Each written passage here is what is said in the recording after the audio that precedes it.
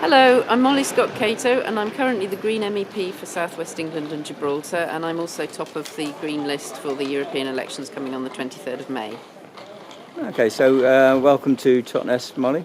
First question is, what are you doing to protest the inaction of the government on climate change and species loss? Well, I was really lucky to have been invited to the launch of the Extinction Rebellion on the 31st of October. So I spoke in Parliament Square, and I was really delighted to meet Greta Thunberg, actually, who's such a hero.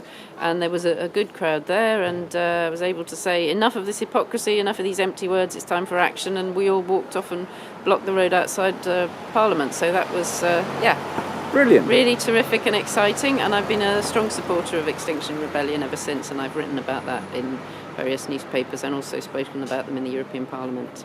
Okay, fantastic. So, obviously, you're standing for the Green Party in the European elections.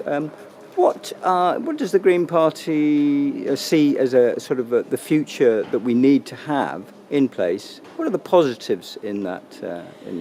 Well, obviously, there's a lot of hugely complex legislation right across this agenda, so I'll just mention a few things. The first one I've worked on a lot as an economist is the sustainable finance agenda. So that's defining which type of investments, pension funds, insurance, whatever, count as sustainable, and helping people shift their money in that direction, and also making sure that finance companies and banks and pension funds have to give you much clearer information. So I led that work in the European Parliament myself. But I'm also on the Agriculture Committee, so in a way this plays into the other half of the Extinction Rebellion, which is about the species loss and the destruction we're causing to the environment. And so I've worked with other Greens very strongly to reduce pesticide use, to reduce the intensification of farming, and just to reduce the pressure that agriculture has on our environment. And before I was an MEP, I worked on this area a lot, sort of restructuring the economy to make sure that it was sustainable and lived safely within planetary limits.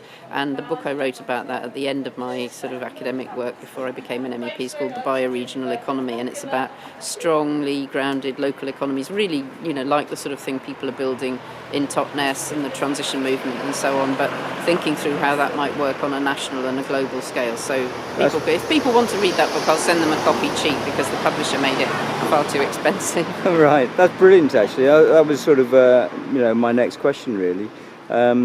Obviously, people can get involved in politics and push for change of legislation and so forth, but many people, they just want to change their own lives, and they're worried about the kind of changes that we have to make. What would you say to that?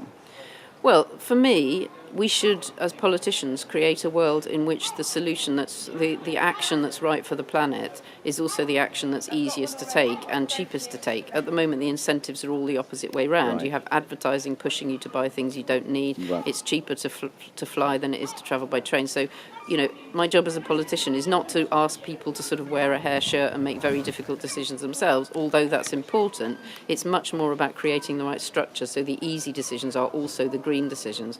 And for example, we need to work much more on cheap trains across Europe, and especially night trains, so people can travel within Europe without flying. I don't fly myself, and I think this is an absolutely vital focus of attention because young people fly more and more. They see that as a normal part of life, and that just cannot continue if we're going to tackle the climate emergency. Well, in a way, you're touching on another issue that is so important.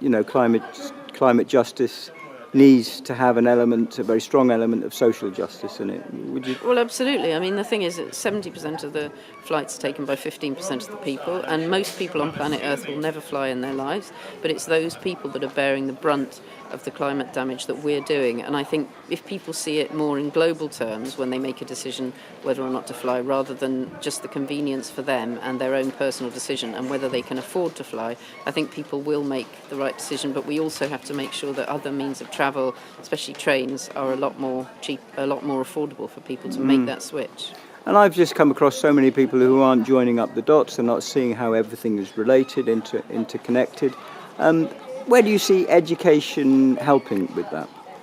Well, I would say on the one hand, we've got disinformation from fossil fuel companies, and I've worked hard in the Parliament to block that. And we also see an advertising industry that literally encourages people to take unnecessary flights and to consume in a harmful way. So I would say we need serious constraints in those areas. But also we need citizenship education in school. We need to have, I think everybody should learn about ecology, because it's very easy to go through the education system and never really think about the system. So I think ecological understanding and systems thinking should be right at the heart of our curriculum, and we should join up the curriculum, not just in school but through lifelong learning, so people understand, as you say, can join up the dots and can see the whole system and how they fit into that and how the different levels of government fit into that as well. And then people need to understand how their vote works as well, because literally people don't understand the way their vote translates into power, and some people don't understand actually what happens when you go and vote. So, we crucially need citizenship education in school, but also for the general public. Right. And one last thing, recently the government has been trying to defend its record on carbon emissions, but what they leave out, of course, is the massive carbon footprint in terms of the kind of consumer culture that we live in.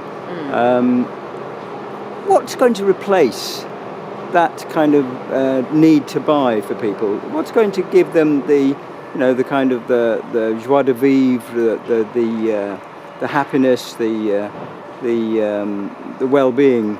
Well, that's the point of my bioregional economy book. It says that actually we'd be much happier human beings if we lived in strong local communities with strong local economies, much more connected to our environments, rather than just kind of going to the supermarket and buying plastic crap that's been made in China. This isn't a happy way to live, and the low energy way to live, the low resource intensive way to live, is also going to make us much happier and stronger human communities.